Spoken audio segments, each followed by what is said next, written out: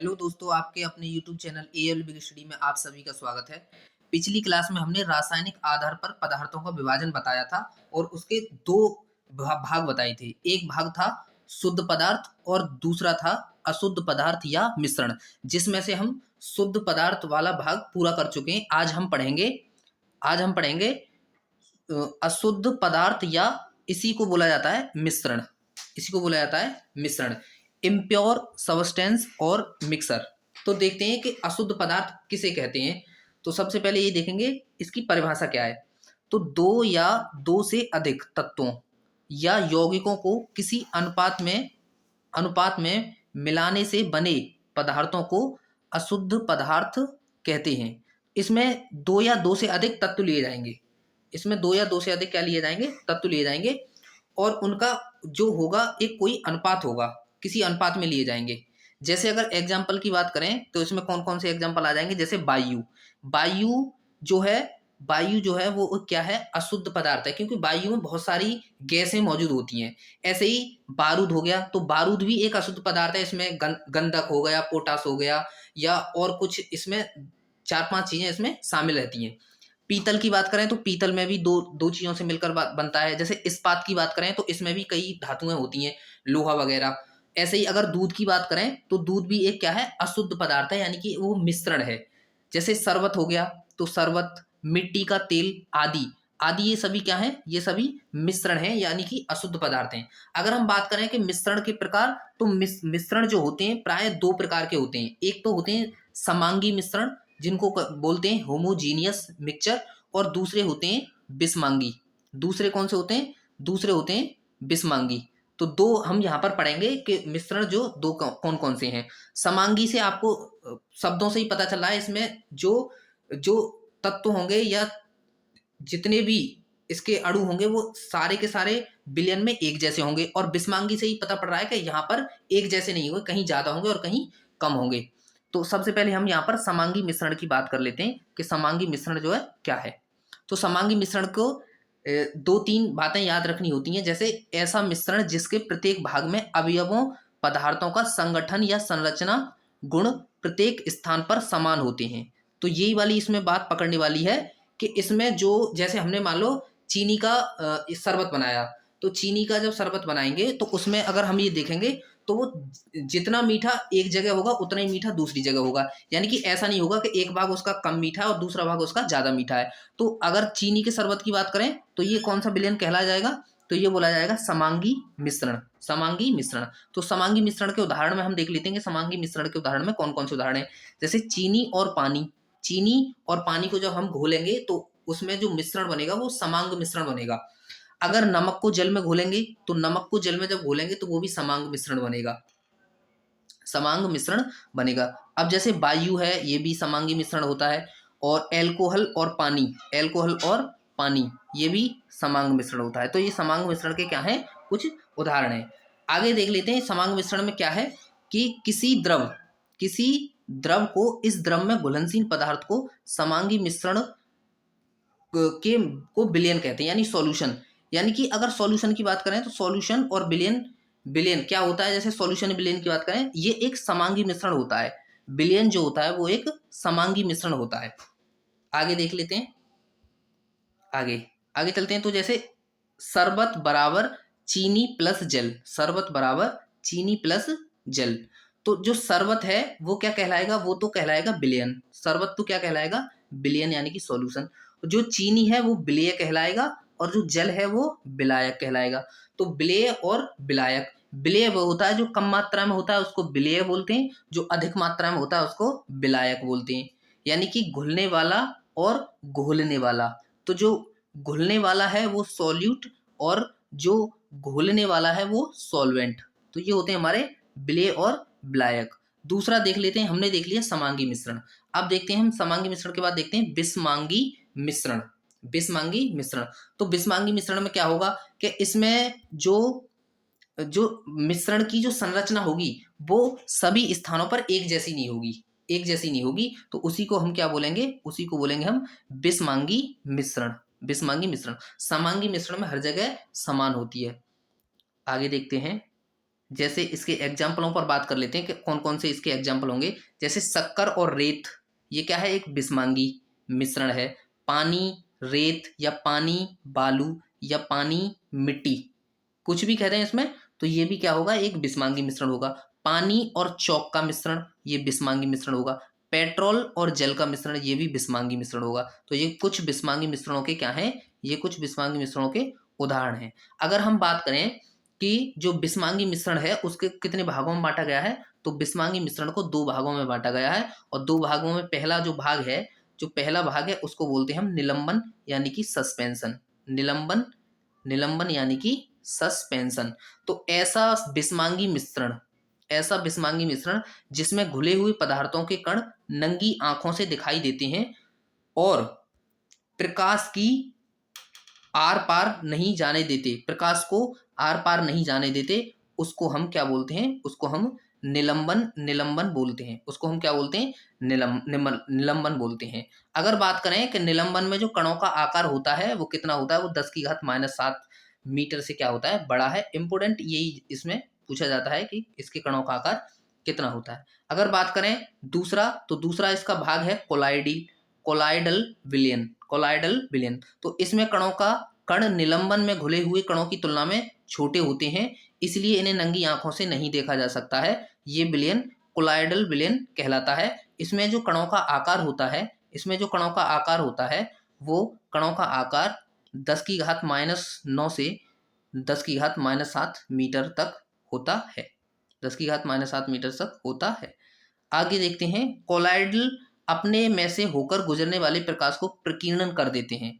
प्रकीर्णन कर देते हैं, जैसे दूध है, स्याही है, दूध है, स्याही है, रक्त है, गोंद है, ये सारे के सारे क्या हैं, ये कोलाइडल विलयन के उदाहरण हैं। आगे देखते हैं इसमें, इसी में टिंडल प्रभाव। तो देखते हैं टिंडल प्रभाव है, वो टिंडल प्रभाव क्या होता है उसको हम यहाँ पर देख लेते हैं। तो टिंडल प्रभाव कोलाइडल द्वारा प्रकाश को प्रकीर्णन करने की घटना को टिंडल प्रभाव कहते हैं। कोलाइडल में घुले हुए पदार्थों को परिक्षिप्त अवस्था तथा घोलने वाले पदार्थ को परिक्षेपण माध्यम कहते हैं। अब कुछ हम यहाँ पर द्रव्यों को देख लेते हैं कि कौन कौन से हैं यहाँ पर। जैसे अगर हम बात करें तो सीधे सीधे क्वेश्चन बनता है कि द्रव को जब द्रव के साथ मिलाया जाता है तो इस प्रक्रिया को हम इमल्सन या पायस कहते हैं। जैसे कि दूध, द्रव को जब ठोस के साथ प्रक्रिया कराई जाती है तो इसको सोल कहते हैं। जैसे कीचड़ हो गया, मैग्नीशियम, मिल्क हो गया। अगर द्रव और गैस को मिलाया जाता है तो इस प्रक्रिया को फोम कहते हैं। जैसे शेविंग क्रीम हो गया। ठोस को जब द्रव के साथ मिलाया जाता है तो ये प्रक्रिया कहलाती है जेल। जैसे पनीर और मक्खन। जब ठोस को गैस के साथ मिलाया जाता है तो इस प्रक्रिया को बोलते हैं ठोस फॉर्म। जैसे रबर हो गया, स्पंज हो गया। जैसे गैस के साथ द्रव को मिलाया जाता है तो इस प्रक्रिया को द्रव एरोसोल बोला कहते हैं। जैसे कि कोहरा, धुंध, बादल, स्मोक का मतलब होता है धुआं और कोहरा दोनों एक साथ होंगे तो उसको क्या बोला जाता है, स्मोक बोला जाता है। आइए दोस्तों, इसमें कुछ हम प्रश्न देख लेते हैं। जैसे कि पहला प्रश्न है इसमें कि कौन सी वस्तु द्रव्य नहीं है। द्रव्य तो हमने शुरुआत में आपको पढ़ाया था, या वहाँ पहली क्लास में हमने बताया था द्रव्य क्या होता है, जिसमें आयतन होता है, जिसमें जड़त्व होता है और जो स्थान घेरता है उसको क्या बोलते हैं, हम द्रव्य बोलते हैं। तो कांच जो स्थान घेरेगा, और जैसे वायु हो गया और जैसे दूध हो गया, ये तो सारे के सारे द्रव्य हैं। लेकिन प्रकाश जो है वो द्रव्य नहीं है। तो इसका ऑप्शन नंबर चौथा बिल्कुल सही है। अगला क्वेश्चन देखते हैं, गैसीय अवस्था में निश्चित होता है। तो गैसीय अवस्था में हमने तुम्हें वहां अवस्थाएं बताई थी, एक ठोस अवस्था, द्रव अवस्था और एक बताई थी गैस अवस्था, और एक प्लाज्मा अवस्था, और एक बताई थी बॉस आइंस्टाइन कंडेंसन। तो उसमें हमने 5 अवस्थाएं बताई थी। तो उसमें एक तीसरी जो थी गैस अवस्था, उसमें क्या है, ना तो आकार निश्चित होता है और ना आयतन निश्चित होता है, ना द्रव्यमान। तो इसमें इसका ऑप्शन नंबर चौथा हो जाएगा, डी, कुछ भी नहीं। अगला प्रश्न देखते हैं, प्रश्न नंबर 3। तो प्रश्न नंबर 3 में किसी ठोस वस्तु में निश्चित होता है। तो कोई ठोस वस्तु होती है उसमें द्रव्यमान भी निश्चित होता है, आकार भी निश्चित होता है, आयतन, इसका मतलब ये सभी इसका ऑप्शन नंबर ऑप्शन नंबर इसका कौन सा चौथा सही है, इसमें सभी आ जाएंगे। आगे देखते हैं प्रश्न नंबर यहाँ पर देख लेते हैं चौथा। तो प्रश्न नंबर चौथे में दे रखा है, प्रश्न नंबर चौथा है सरलतम पदार्थ होता है। सरलतम पदार्थ होता है, तो सरलतम पदार्थ जो होता है वो उस तत्व होता है। अंतर आणविक बल लगभग शून्य होता है। तो अंतर आणविक बल जो होता है वो शून्य होता है, यानी कि जो कणों के बीच बल लगता है उसको अंतर आणविक बल कहते हैं। यानी कि गैस में अंतर आणविक बल लगभग शून्य होता है, क्योंकि इसमें जो अणु होते हैं, गैस के जो अणु होते हैं वो बहुत बहुत दूर दूर होते हैं, इसीलिए इसमें अंतर आणविक बल लगभग शून्य होता है। अगला देखते हैं प्रश्न छठे प्रश्न में दे रखा है एक समान ताप पर ठोस के गलकर द्रव में बनने में वृद्धि होती है अणुओं की स्थितिज ऊर्जा में। धातु है नाइट्रोजन, पारा, ब्रोमीन। तो देखो नाइट्रोजन अधातु है, सल्फर अधातु है, ब्रोमीन अधातु है, और लेकिन पारा क्या है, पारा एक धातु है। ऊपर दे रखा अगला प्रश्न है 8वां, अधातु है। तो अधातु हमें इसमें से अधातु देखना है कि कौन सा इसमें अधातु है। तो अधातु में अगर देखेंगे हम तो सोडियम हो गया, और ये सल्फर हो गया, और यहाँ पर आयरन हो गया, और यहाँ पर पारा हो गया। तो अब देखेंगे कि जो सोडियम होता है, जो सोडियम होता है ये तो धातु होता है, और जो सल्फर होता है वो अधातु होता है, पारा धातु होता है, और आयरन भी धातु होता है। इसीलिए इसका ऑप्शन नंबर दूसरा बिल्कुल सही है कि सल्फर क्या है, सल्फर अधातु है। नमा क्वेश्चन है यौगिक है। इनमें से आपको यौगिक बताना है कि यौगिक कौन सा है। तो यौगिक है अमोनिया गैस है, अमोनिया गैस क्या है, यौगिक है। चांदी है, पीतल है, ये धातु हो गई, और वायु एक विषमांगी मिश्रण होता है। इसीलिए यौगिक कौन सा हो गया, इसमें यौगिक हो गया पहला, अमोनिया क्या होता है, यौगिक होता है।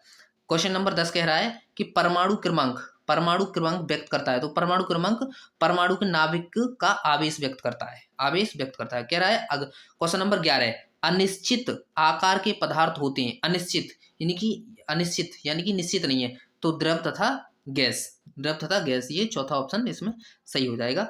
12 क्वेश्चन है तरल पदार्थ होते हैं द्रव और गैस दोनों। तो इसमें ऑप्शन नंबर इसका तीसरा बिल्कुल सही है। द्रव और गैस दोनों ही क्या है, दोनों ही तरल पदार्थ में आ जाते हैं। प्रश्न नंबर 13, तत्व नहीं है। अब आपने इसमें से देखना है कौन सा जो है वो तत्व नहीं है। तो देखेंगे कार्बन एक तत्व है, पहला ऑप्शन बिल्कुल सही है इसमें कि कार्बन तत्व है, और फास्फोरस भी तत्व है, सोडियम भी तत्व होता है, लेकिन ये कह रहा है तत्व नहीं है। तो पहले, दूसरे और चौथे तो तीनों तत्व हैं, लेकिन तीसरा ऑप्शन जो जल है वो तत्व नहीं है, वो क्या है, वो यौगिक है। क्या है वो यौगिक आता है, यौगिक कहते हैं जल को। आगे देखते हैं यौगिक है, तो यौगिक बताना है इसमें। तो अभी हमने देखा यौगिक जल क्या होता है, जल यौगिक होता है। जल क्या होता है, जल यौगिक होता है। वायु विषमांगी मिश्रण होता है, कोयला तत्व होता है, और दूध इसमें पायस में आ जाता है। आगे देखते हैं पारा, लास्ट क्वेश्चन है पारा क्या है। तो पारा क्या है देख लेते हैं। पारा एक द्रव है, ठीक है, ये पारा जो है वो द्रव अवस्था में पाया जाता है। पारा धातु है, ये भी बिल्कुल बात सही है कि पारा जो है वो धातु है, लेकिन वो किस में पाया जाता है, द्रव अवस्था में। अच्छा, पारा तत्व है, ये भी बात बिल्कुल सही है, पारा तत्व भी है। और चौथा कह रहा है ये तीनों, ऑप्शन नंबर चौथा बिल्कुल सही है, क्योंकि पारा द्रव भी होता है, धातु भी होता है, तत्व भी होता है, इसीलिए इसका ऑप्शन नंबर तीसरा चौथा बिल्कुल सही है। हमारी वीडियो अच्छी लगी हो तो इसे लाइक करें और हमारे चैनल को सब्सक्राइब करें। धन्यवाद दोस्तों।